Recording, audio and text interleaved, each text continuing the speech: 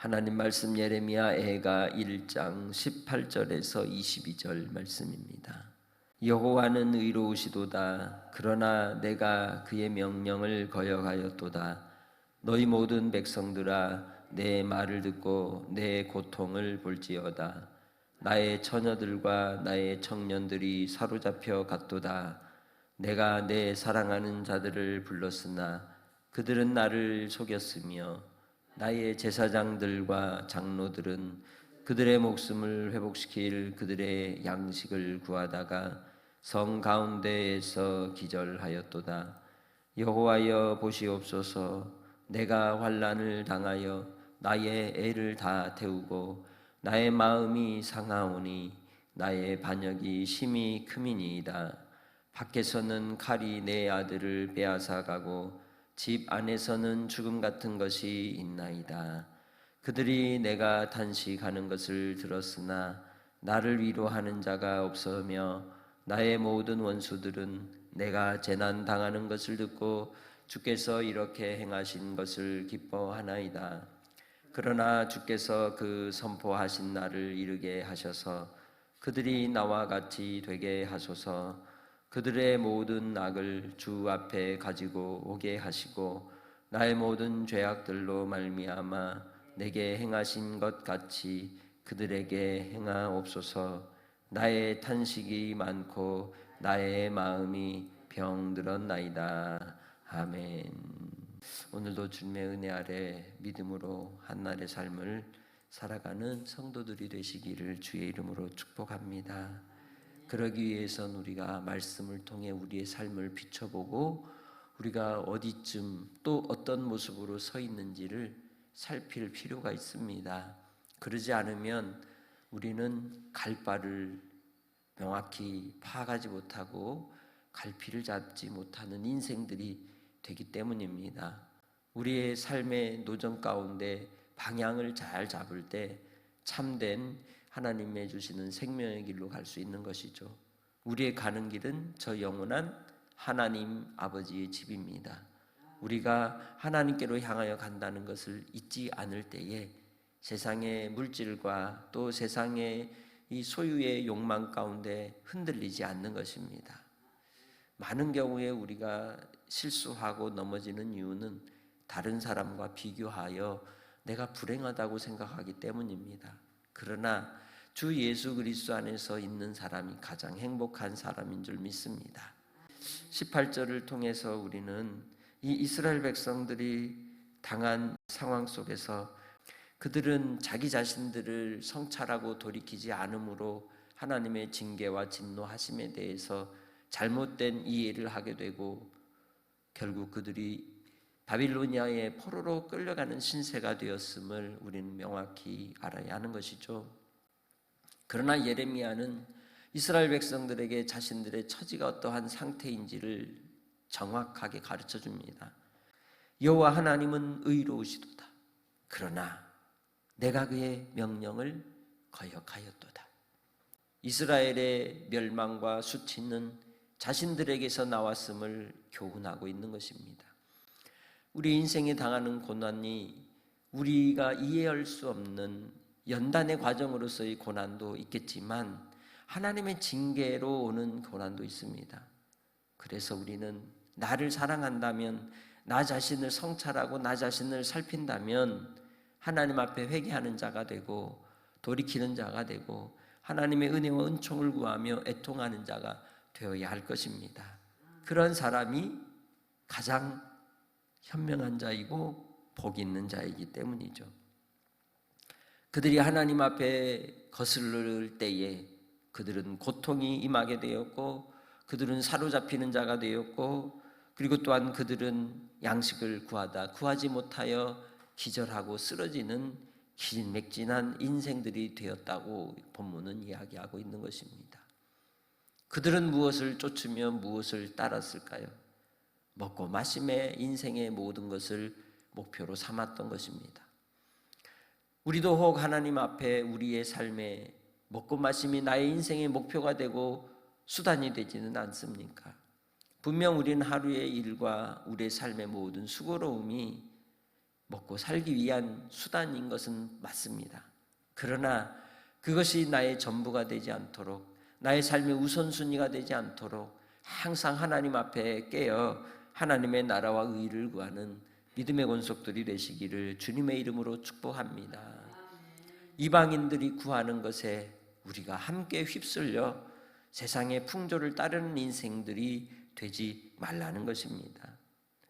20절에 이 예레미야는 하나님 앞에 간절히 탄원하여 기도합니다. 내가 환난을 당하여 나의 애를 다 태우고 나의 마음이 상하오니 나의 반역이 심히 큼이니이다. 자기가 애를 태우고 마음이 상하고 고생하고 고통하는 것은 다름이 아니라 하나님 앞에 반역했기 때문입니다. 누구 탓입니까? 내 탓입니다. 저의 잘못입니다. 주님, 나를 불쌍히 여겨 주옵소서라고 기도하는 것이죠. 그래서 그의 삶의 현실을 고백합니다. 밖에서는 칼이 내 아들을 빼앗아가고 집 안에서는 죽음 같은 것이 있습니다. 그 어디에도 희망은 없고 또한 우리가 살아가야 될 소망을 발견할 수 없는 것이 현실이라는 것을 이야기하고 있는 것이죠. 그래서 이 주변에 있는 죽어가는 이들의 탄식 소리가 들릴지라도 결국 그 속에서 나를 위로할 자도 없으며 모든 원수들이 오히려 조롱하고 기뻐하고 그 일로 인해서 손가락질하는 모습이 그려져 있음을 본문은 설명하고 있는 것이죠. 그때에 우리는 어떻게 해야 되겠습니까? 주변으로부터 당하는 창피함에 우리 체면이 구겨져서 숨을 것이 아니라 하나님 아버지 앞에 부끄러움과 수치를 당한 하나님의 징계 앞에서 돌이키는 자가 될 때 복 있는 인생들이 되는 줄 믿습니다. 여러분의 삶이 항상 잘 나가는 삶일 수는 없습니다. 우리가 언제 잘 되었고 언제 항상 고속도로를 멈추지 않고 달려가듯이 그렇게 형통하며 살았습니까? 우리는 그런 날이 많지 않습니다. 그러나 하나님의 은혜 아래 있을 때 그 하나님의 은혜로 사는 자들은 형통한 자들인 줄 믿습니다. 나의 삶의 길이 비록 언덕이 있고 낭떠러지가 있고 또 위기의 순간순간이 큰 강수가 흐르는 그러한 강물 앞에 멈춘다 할지라도 하나님의 은혜를 사모하고 하나님을 사랑하여 하나님께 구하고 단언하며 하나님을 찾는 자들에게는 비록 주변으로부터 사람들에게 부끄러움의 소리를 듣는다 할지라도 그가 복 있는 사람인 줄 믿습니다. 오히려 하나님 앞에 우리 자신들의 죄가 철저히 드러나게 되고 부끄러움이 나타날 때가 살 길인 것입니다. 많은 경우에 큰 죄를 저지른 사람들, 숨어 다니는 사람들, 그리고 자기가 죄인인 것이 드러나지 않고 오히려 다른 사람들이 누명을 쓰고 감옥에 갇혔다가 출소하고는 무죄가 선고가 되고 그 사건이 미결 상태로 끝나버리는 경우 그 죄를 저지른 그 사람은 편하게 살 수 있을까요? 대부분 그 사람들이 나중에 잡히고 나면 뭐라고 얘기합니까? 지금까지 나는 편하게 발 뻗고 잔 적이 없습니다. 인생의 두려움과 죄책감과 공포 속에서 내가 언제 잡힐까 하는 두려움 속에 숨어 지내다가 정말 노심초사하며 인생을 살았습니다라고 얘기합니다. 그래서 이 땅에서 하나님 앞에 돌아오지 않고 징계에 버려짐을 당하는 인생들은 그것 자체가 지옥인 것입니다. 천국과 지옥이 멀리 있지 않고 내 마음 안에 있기 때문이죠.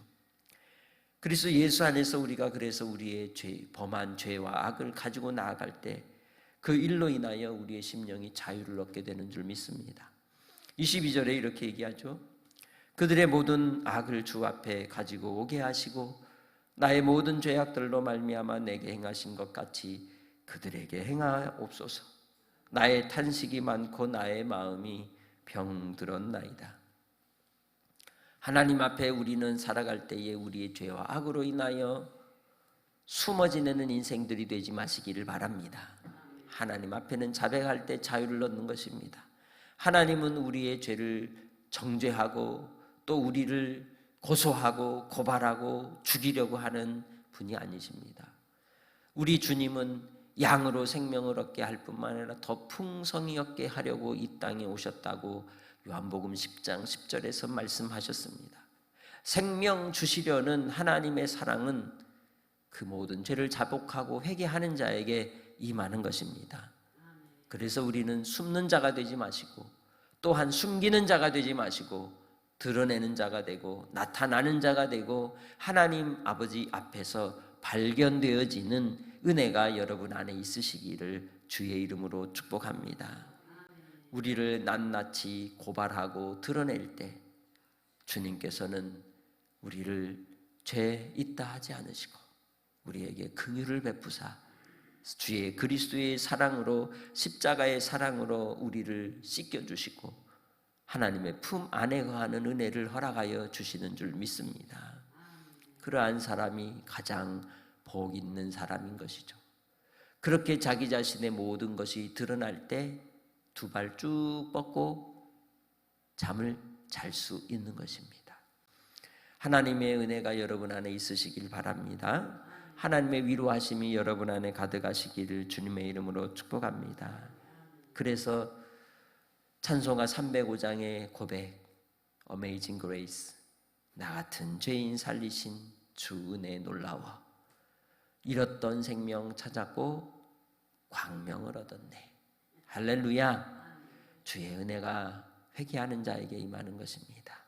주님의 사랑이 정말 하나님을 찾고 구하며 우리가 부끄러움을 세상에서 당할지라도 하나님 아버지 앞에서 위로를 얻고 눈물을 씻겨주시고 또한 우리를 품어주신다면 그 누가 우리에게 화살을 쏜다 할지라도 우리 하나님의 너르신 품에 안긴 하나님의 자녀들은 결코 그 화살의 독에 죽지 않는 것입니다.